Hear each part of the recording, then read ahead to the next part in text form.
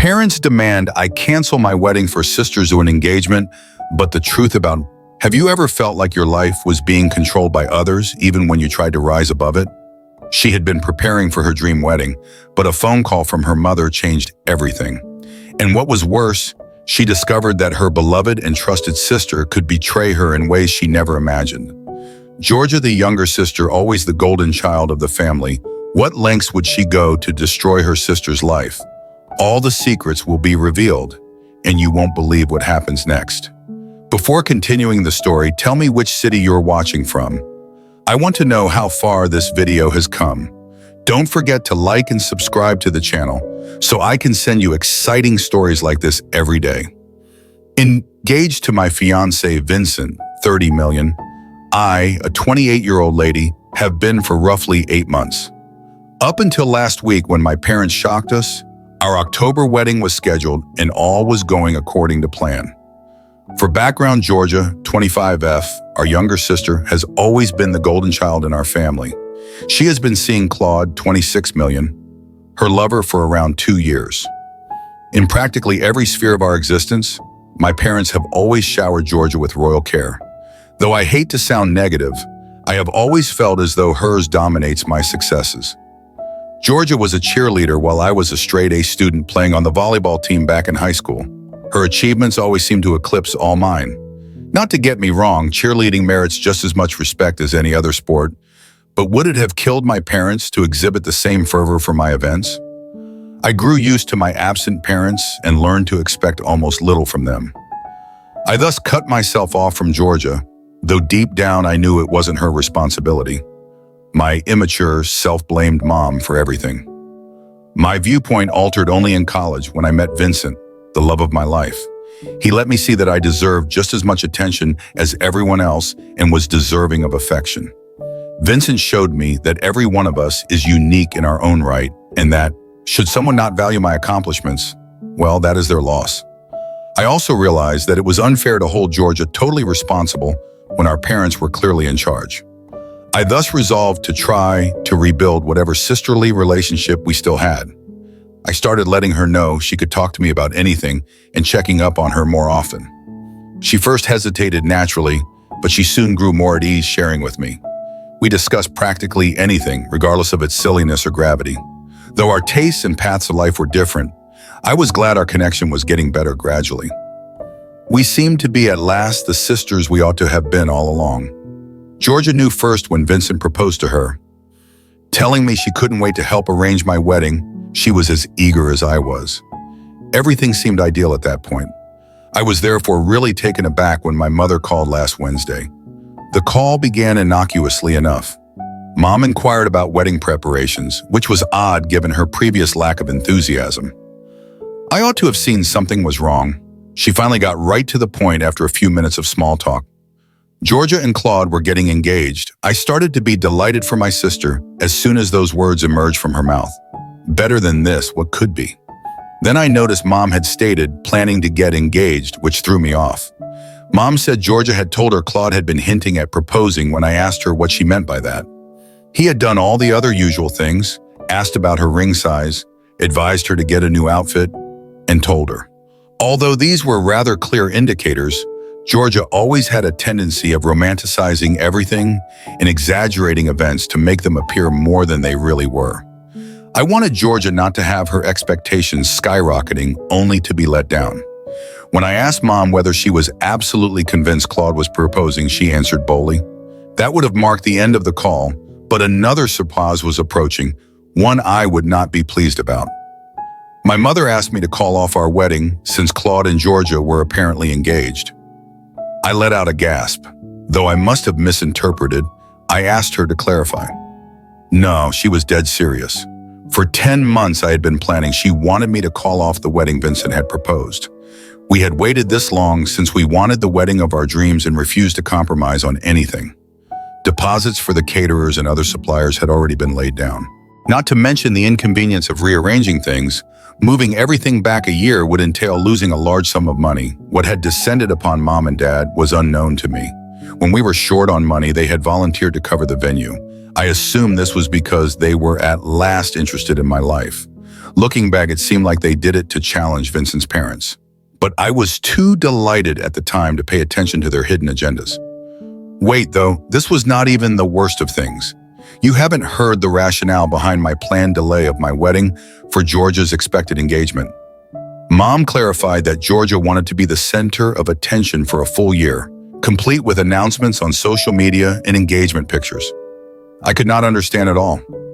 Who loses money over something as flimsy as social media and calls their sister off from her wedding? Promising not to post anything about my wedding online, I tried to argue with Mom, but she claimed they would withdraw all the money they had promised for the wedding should I refuse to postpone it. Their lovely daughter was an attention seeker, hence at this time they were virtually blackmailing me. This was ludicrous and unfair, I told my mother. We debated for some time, her arguing that I was being thoughtless of Georgia's sentiments and selfish. What about my feelings? I asked repeatedly. Still, I received no meaningful response. She responded simply that they wouldn't pay for the venue should I proceed with the wedding. I got furious. All my life, I gave things up for Georgia's sake.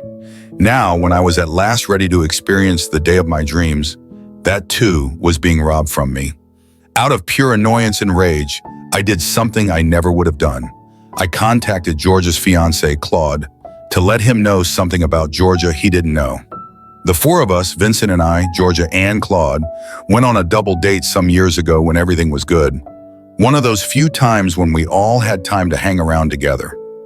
I recall being quite content. We laughed, told stories, and for once, everything seemed ideal. Georgia and I excused ourselves to the bathroom to freshen at one point throughout the evening. Georgia handed me her phone to hold as we corrected our makeup so she could wash her hands.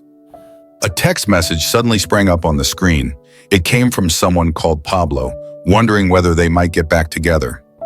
My heart still missed a beat. Though I heard Georgia had dated someone some years ago, I felt he was no more relevant. Not sure I could resist asking, "Who's Pablo, and why is he asking to meet again?" Georgia started to spin right away. She dismissed it, believing it was nothing, just some old acquaintance extending outreach. Still, I could see her eyes ablaze with dread.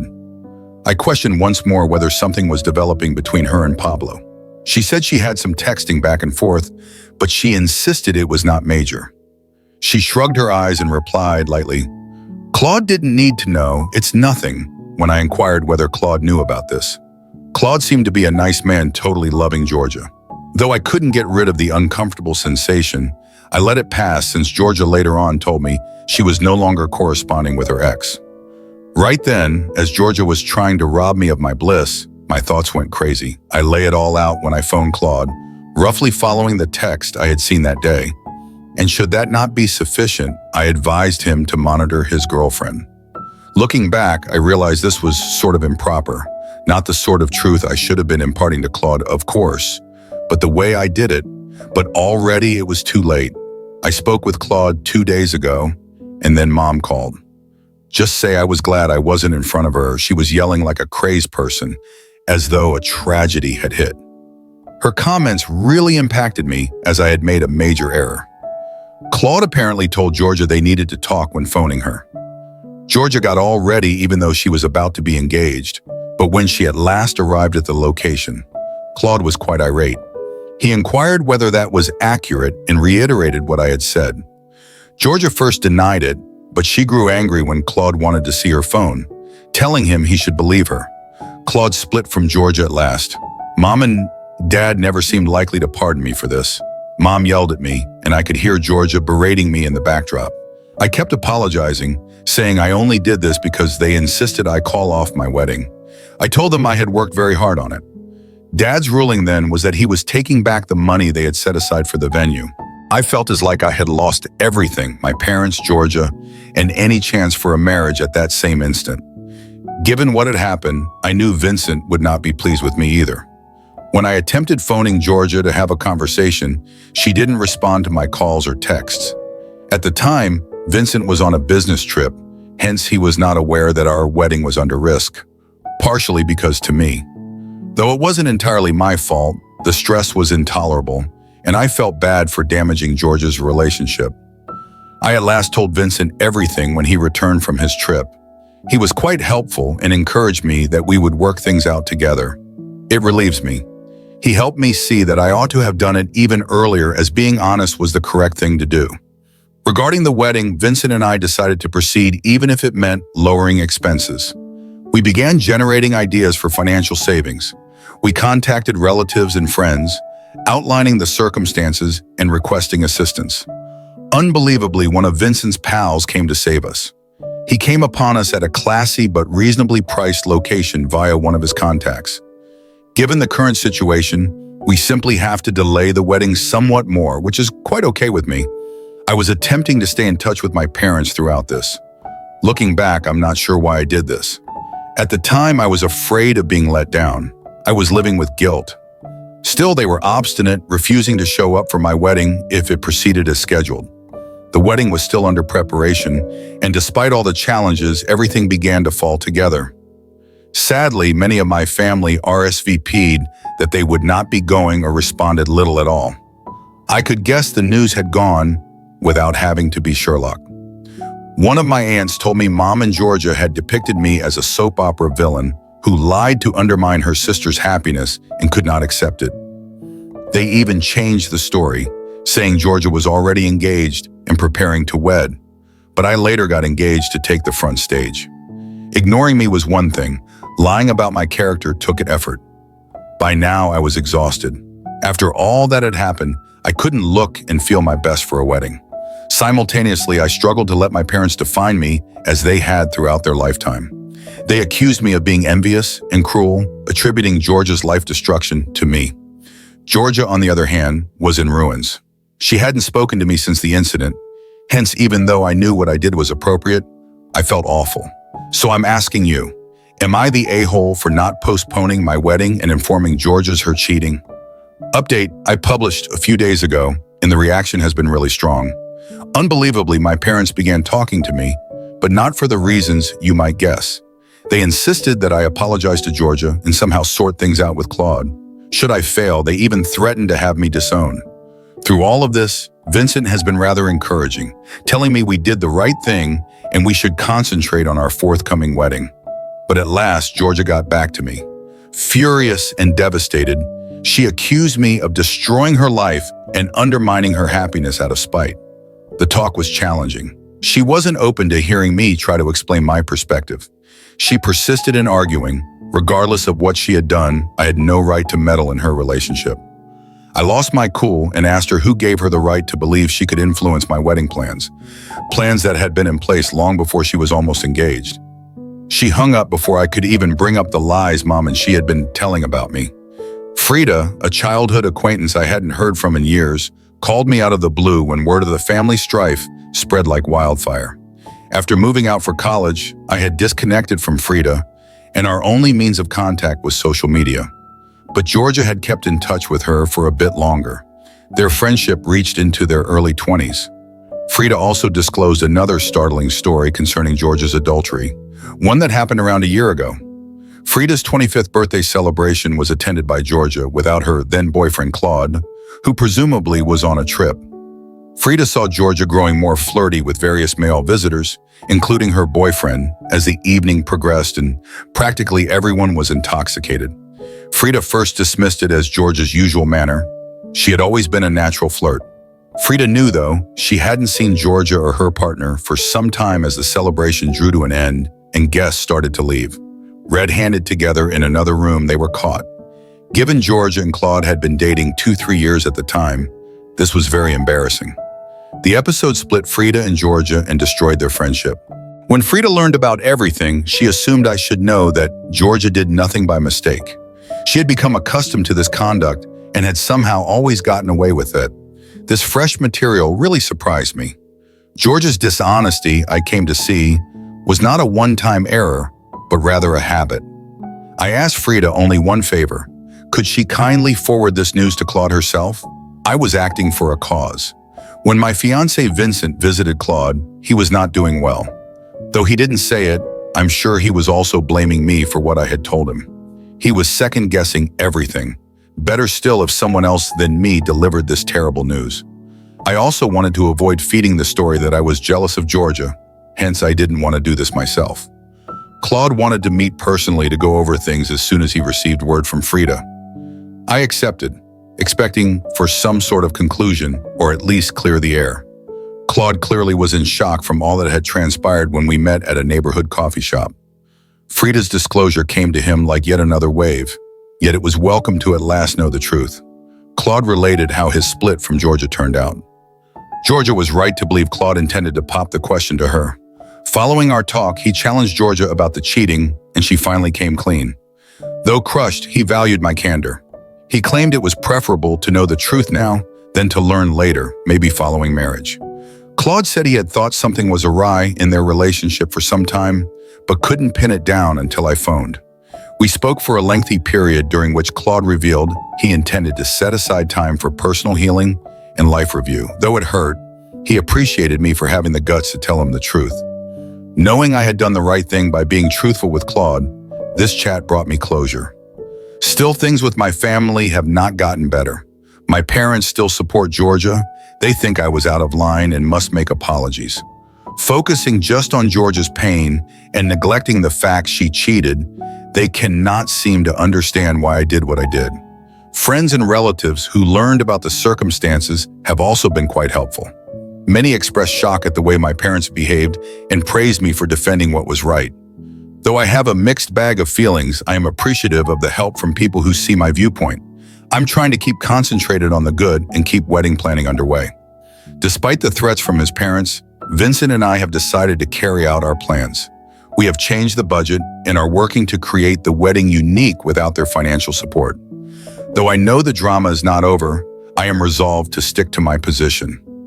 I refuse to allow Georgia's behavior or the inclination of my parents define my existence anymore. I have to give my future with Vincent top priority and my happiness. Hey everyone, every moment that passes makes my life seem to get more convoluted. About 4 days following my initial update, events changed dramatically and unexpectedly. Just as I felt the situation could not get worse, it did. Trying to concentrate, I was at work when Vincent called urgently. Panicked, he told me to head straight home. Fuming something horrible, I rushed back. When I got here, Vincent seemed obviously upset. He handed me a note that had dropped under our door.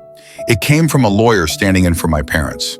Over the consequences from Georgia's failed engagement, they were threatening to sue me for emotional suffering and slanderous remarks. I was astounded. My own parents were suing me.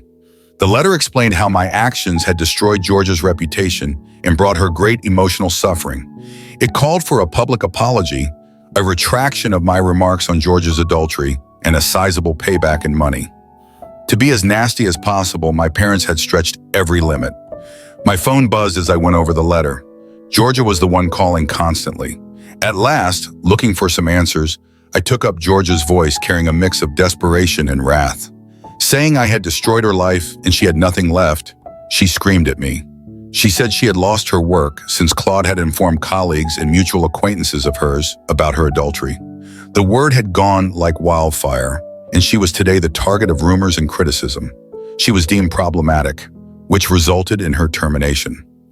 Having my parents send me that legal fear, I felt Georgia got what she deserved. She was inconsolable even though I tried to reason with her, stressing that she had to own her actions. Claiming that I had always wanted to see her fail, she charged me with being envious and bitter. The chat made me feel forlorn and exhausted. The rest of the evening, Vincent and I went over our choices. Although we couldn't let my parents pressure us into compliance, we couldn't afford to get caught in a legal fight with them. This legal fight would simply mark the nail in the coffin, as I believe they knew we were already juggling our wedding budget. I contacted a lawyer for help the next day. The circumstances stunned him, but he reassured me our case was strong. He advised us to compile proof of Georgia's adultery and how it affected her relationship to Claude. Should my parents carry out their threats, he also cautioned us to get ready for a counterclaim. All of this was going on when I got another unplanned call, this one from Claude's mother. Having heard about the circumstances, she wanted to thank me for guiding Claude toward the truth. Claude was devastated, she remarked, but he was glad to learn before committing himself for a lifetime. She also said Claude intended to start again in another city. Her call provided a minor solace among all the turmoil. It let me realize that by being honest, I had done the right thing, even with the instantaneous fallout. Though they may act as outrageously as they wanted, my parents in Georgia would remain in the wrong. That weekend, things took yet another drastic turn. Unexpectedly showing up at our residence were my folks furious. They insisted on talking with me. Though Vincent tried to calm them, it soon turned into a shouting contest. While my mother wailed and begged me to mend things with Georgia, my father claimed I had destroyed the family. Should I fail to meet their expectations, they reiterated their threats to cut me off financially and go on with the lawsuit. I stayed put, not cowering into compliance. I told them I would not be sorry for speaking the truth. Georgia's actions have consequences. My parents stormed out at the end of the confrontation, resolved to start the case. The next several days were a haze of emotional upheaval and legal discussions. Though Vincent and I tried to concentrate on our wedding preparations, the tension was too great. Extended family members who had heard about the circumstances started messaging us. Some offered support, while others attacked my behavior. Although Vincent didn't deserve all this drama, I really detested dragging him through it, but I was also appreciative of his unflinching support. And among all this, Frida, the childhood friend who had informed me of Georgia's past infidelity, sent me an unexpected note. Should my parents want to take legal action, her offer to submit a statement regarding what had happened at her party may be very important proof. Frida's encouragement and the data we were compiling helped me to begin to see hope. Although it was obvious that this struggle was far from finished, I resolved myself to stick to what was right. As I am working on it, I also want to thank you all for being my support network during this period. Though it hasn't been simple, you have clearly shown me direction. I will see you folks a little. Hello, everyone? After several more days, the issue has gotten quite hot. Georgia and my dad insisted on getting together personally to go over everything. Vincent and I consented, believing this encounter could at last provide some clarity and closure. We agreed to get together in our place so we might manage the surroundings and steer clear of a public display. There was clear tension in the air as my parents and Georgia showed up. When they sat down, I could see the expectation in their eyes. Though I had no intention of backing down, they most likely assumed I would be apologizing and begging for forgiveness. I began with tackling the elephant in the room. My parents in Georgia looked perplexedly, obviously not expecting this. I informed them, I understand why everyone is here today, but before we go any further, I want to make one thing clear. I'm here to lay out the facts. I inhaled deeply and started making my point. I began with a couple months ago. I questioned Georgia if it wasn't true that she handed me her phone during our double-date dinner and that I found she was chatting to Pablo, her ex-boyfriend, when she was in a very committed relationship with Claude. She said she made a one-time error, but we both knew it wasn't accurate. Georgia moved uneasily in her seat, her face pallid. I carried on, opening a folder loaded with proof. She confirmed that Georgia had been found cheating with her boyfriend when I told her I had talked with Frida, who threw the party a year ago. This was a behavior trend, not a one-time error. I turned over a written statement Frida sent.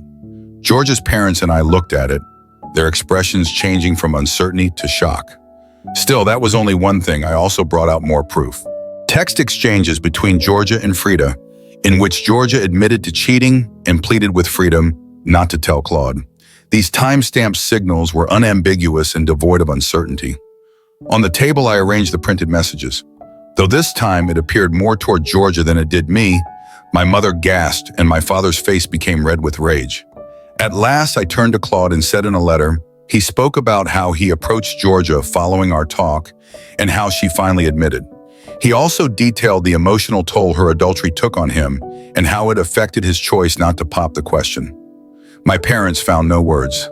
Unable to dispute the overwhelming proof, they fixated on the paperwork before them. Tears welled in Georgia's eyes, but she said nothing, clearly understanding the seriousness of the matter. I then addressed the lawsuit. Although my parents had threatened to sue me for emotional suffering and slander, based on the facts, it was abundantly evident that what I had said was accurate. They lacked legal justification for their posture. Actually, if they went after this, I had a strong case for a counterclaim. The space was quiet, clearly surprised and adjusting to the reality of the circumstances were my parents and Georgia. Knowing that I had at last advocated for myself, I felt relief. For the last time, I told Georgia I did this because it was the proper thing to do, not out of spite or jealousy. Georgia had consequences for her actions. It was time for her to own them. Regarding my wedding, my message was straightforward. Either with or without their approval, everything was going forward as scheduled. We wouldn't allow someone to destroy our happiness. Vincent and I would be getting married, rising to indicate that the session was over. I hoped this would be a turning point for all of us. That brought me closure and I left the room. Though I am aware that difficulties lie ahead, I feel for the first time in a long time under charge of my own life. Although my parents in Georgia can proceed with their case, now they know I will be squarely facing them, and there is no good outcome for either of us. The encouragement of our friends and relatives keeps Vincent and I forging ahead with our new life. Though the road to recovery with my sister and family will be long and challenging, we are ready to travel it together. Eventually, defending myself and acting morally offered a sense of tranquility I had been lacking for so long. Life isn't always fair, and in my journey, I've had to face betrayal and pain from those closest to me. But through each challenge, I've come to realize that those hardships have helped me grow stronger and more resilient. The painful days help me understand that if I don't protect myself, no one else will help me find peace. And through all these moments, I've learned the most important lesson. I must always stand firm and be strong, even when the world turns its back on me. Since starting life with Vincent, I've never stopped fighting for my happiness, even when my family opposed me. Continuing to move forward and taking charge of my life helped me realize that I deserve to be loved and cherished, not because of who I am in the eyes of others, but because of who I truly am. Every decision I made, right or wrong, was my own choice, and it's in those moments that I felt the strongest. Looking back, I realized that life is like an unfinished painting with dark and light strokes blending together. Those difficult moments are like ink stains on a white canvas, but they are the parts that make the picture more complete. No matter how tough life gets, persistence and courage will help us become stronger. And while betrayal and hurt have caused me pain, they've also made me stronger and more appreciative of the good things around me. Don't forget to subscribe and stay tuned for more heartfelt and meaningful stories. Through this entire journey, I've learned so many things, but the greatest lesson I've learned is not to let others' negativity affect my life. Sometimes the people closest to us may be the ones who hurt us the most, but in the end, it is up to us to protect ourselves. And if you don't stand up for yourself, no one will. My story is a reminder that even if betrayed or faced with hardship, you can always rise and keep going, because only you have the power to create the path to your own happiness. Sometimes I wonder whether we should continue forgiving others for their mistakes when we ourselves are suffering from the consequences. Could it be that when we love someone too much, we unknowingly put ourselves outside of our own lives? My story may be a wake-up call for those who are putting themselves in the role of sacrifice for others, only to forget that if you don't love yourself, no one else will. And it was in these emotional moments that I realized I don't have to bear everything alone. I have Vincent, I have my friends, and I have myself. That's the truth I've never seen so clearly before. In the end, I realized that only when you truly love and respect yourself can you love and respect others completely. And that is the greatest lesson I've learned from this story. My story is not just about a marriage, but about the journey of rediscovering myself. Sometimes life forces you to face painful truths, but those truths open a new door where you can live the way you have always wanted. You may hurt, you may fail, but you always have the chance to rise and continue. And that's why in this life, you must love yourself first, so you can give love to those around you. With all the emotions running high, I want to thank everyone who has stood by me throughout this journey. It's thanks to the advice, support, and encouragement from all of you that I've been able to keep moving forward. And if my story has touched you, don't forget to subscribe and stay tuned for more stories filled with inspiration and meaning in the future. There's so much more for us to explore together.